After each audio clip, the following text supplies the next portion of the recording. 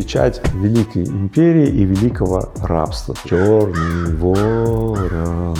Мы постоянно болтаемся в круге полный ад и выбраться из задницы. Нажраться до опупения. Россияне так выбрали жить. Кормите этого барина, который надо мной, значит, издевается. 15 тысяч мне платит. А кто создал эту проблему? Ха-ха, не дергайся, ты на поводке. Замысел, сделал его сам и сам целомерен. Игорь Владимирович, сложную тему предлагаю поднять, но мне кажется, давно мы должны были об этом поговорить. В России очень много талантливых людей, есть природные ресурсы, территории, поля, но почему-то мы живем не очень хорошо. Что не так с русскими людьми? Есть три проблемы. Первое – это то, что мы, россияне или люди, кто называет себя русскими, или выходцы из бывшего Советского Союза, мы воспринимаем себя как объект, а не как субъект.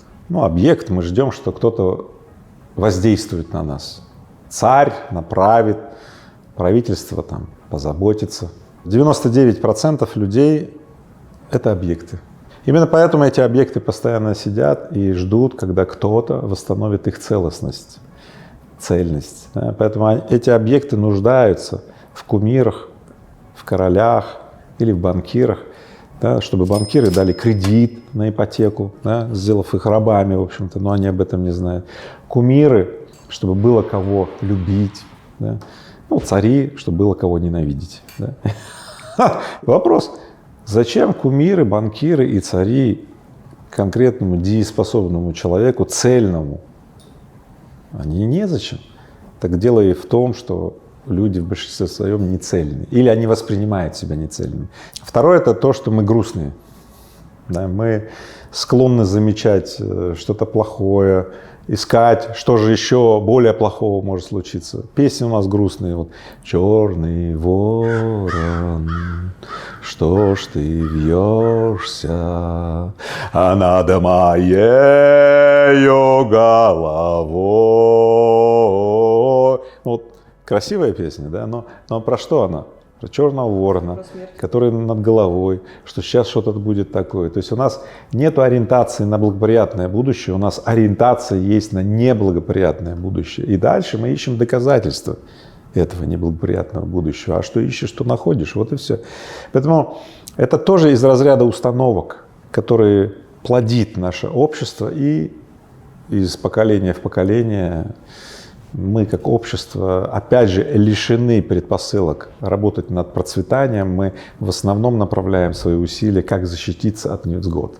И третье. Третье — это мотивация через жопу.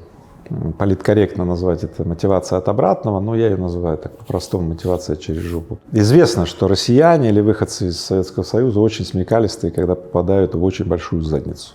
Совсем большую, из которой, в общем-то, мало кто может выбраться. Россияне могут из нее выбраться. Именно поэтому во всех нечеловеческих войнах побеждают выходцы из СССР. Мы очень хорошие предприниматели, которые могут вылезти из жопы. И мы очень хорошие предприниматели, которые тут же изобретают другую жопу. Это такой заколдованный круг, в котором мы лишены возможности пойти в так называемый цикл процветания. Мы постоянно болтаемся в круге полный ад и выбраться из задницы. Как моя любимая тема, про ипотеку. Мне часто пишут люди: зато ипотека — это мотивация. Вот у меня не было ипотеки, значит, я не был мотивирован, а теперь у меня ипотека, я должен этот кредит обслуживать, теперь я кручусь-верчусь.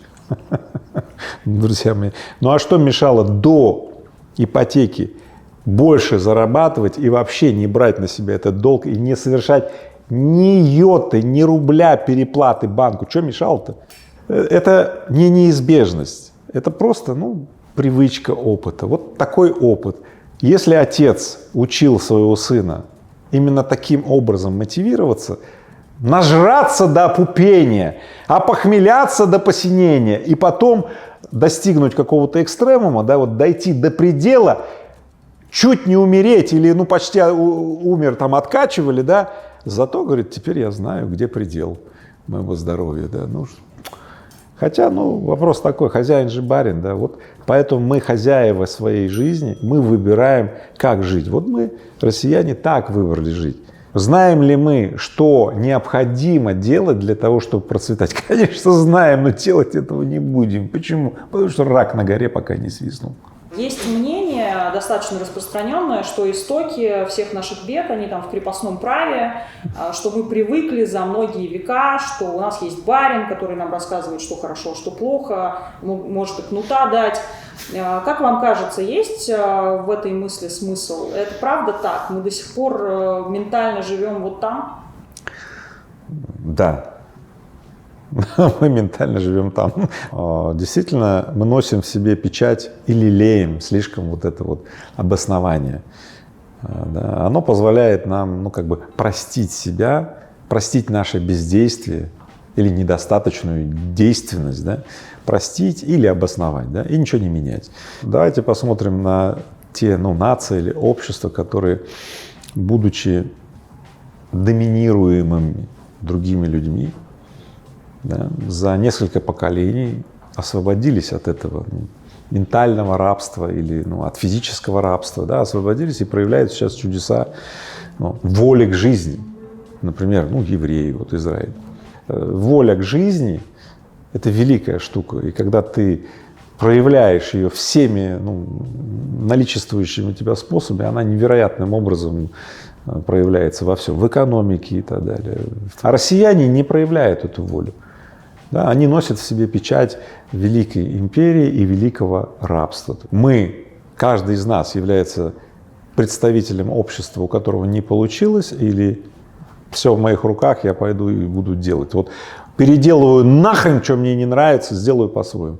Перестану сидеть на нелюбимой работе, поеду в другое место, в другой город и так далее. Или я буду продолжать, кормить этого барина, который надо мной, издевается и делает, что хочет, 15 тысяч мне платит, да, а я тут сижу такой, у нас так вот заведено.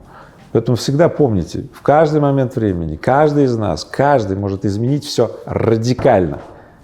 Но мы почему-то отправимся, найдем обоснование, что не, мы не можем. Это срабатывает специальная программа, которую в нас тоже подселили. Не дергайся, ты на поводке. У нас вроде бы есть понимание, что мы люди не глупые, очень много талантливых изобретателей у нас, изобретения отсюда, которые идут и в космос летают и так далее. Но при этом как будто продвигать это и продавать мы не умеем. Вот мы изобрели, а потом кто-то это другой потом использует. Почему так происходит? Да. У нас невероятно талантливые люди, и они используют свои таланты, как обойти правила. Они страшно ненавидят коммуницировать с другими людьми и даже не умеют. Например, причина российской махровой коррупции в том, что вместо того, чтобы договориться предпринимателям, если не очень хорошие законы, пойти и договориться, как повлиять, чтобы улучшить законы, что делают российские предприниматели?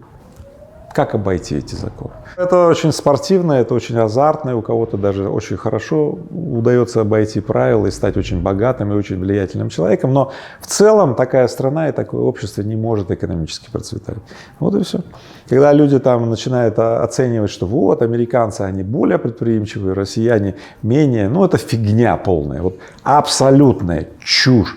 Вопрос, куда и на что мы направляем нашу энергию. Тут очень большой простор. Как говорится, кто-то лбом об стену бьется, у того шишак большой и все раскровавленный, да? А кто-то свою энергию на какие-то изделия и продукты направляет, у того изделия и продукты. Вот и все. Куда ты направляешь свою энергию, от этого зависит.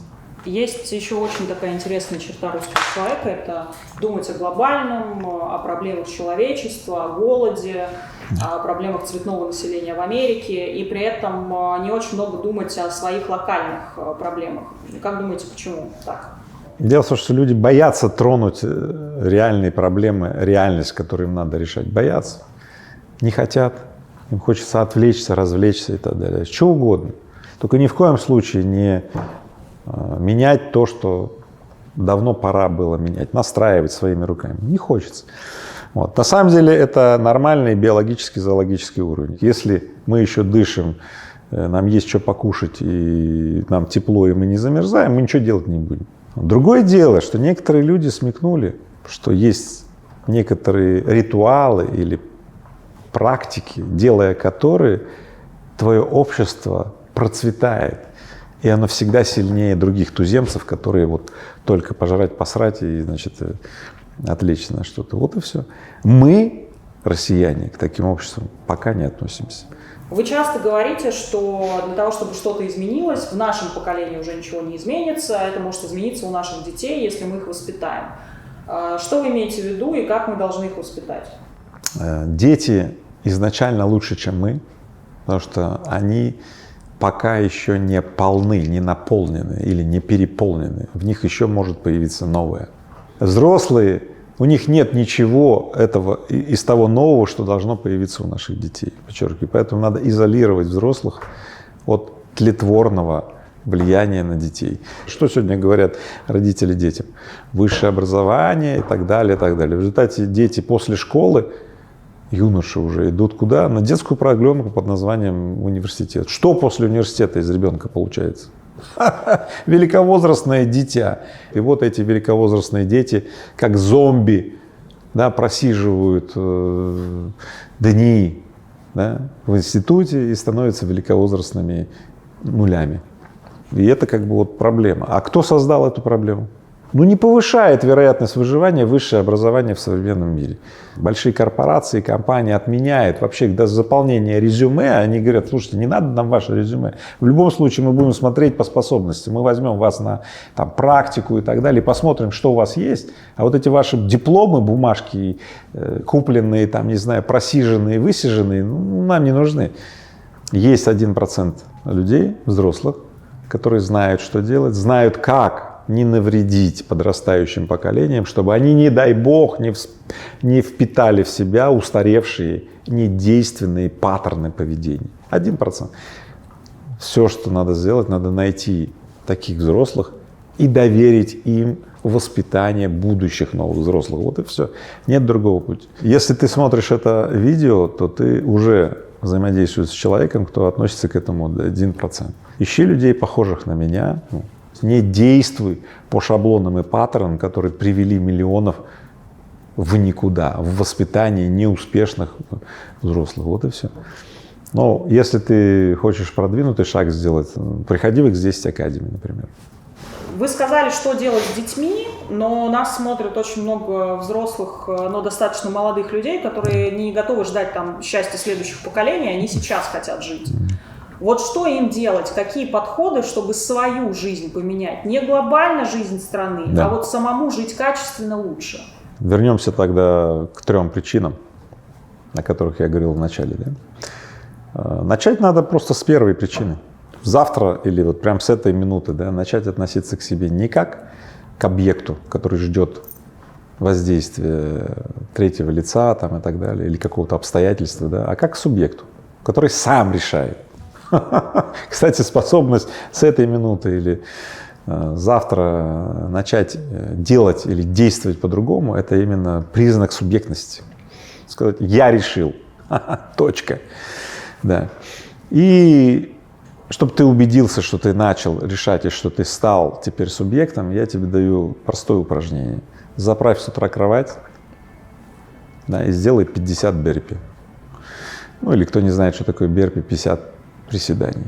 Человек, который стал субъектом и убеждается в этом на собственных примерах, заправил кровать, сделал там 50 приседаний или берпи и так далее, он по-другому начинает к себе относиться. Он перестает ходить к кумирам, к банкирам и к царям за восстановлением собственной целостности. Он перестает ждать от них, что они сделают что-то в отношении себя. Нет, он сам решает. Если ему что-то не нравится, он берет это и переделывает нахрен. Вот и все.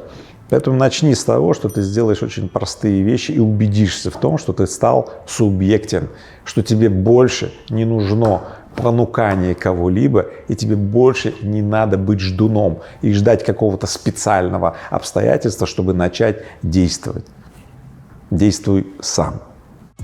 Мой замысел — это есть замысел. Я имею замысел, это мой замысел. Я — это мой замысел, верен мой замысел. Мой хайвей — это замысел.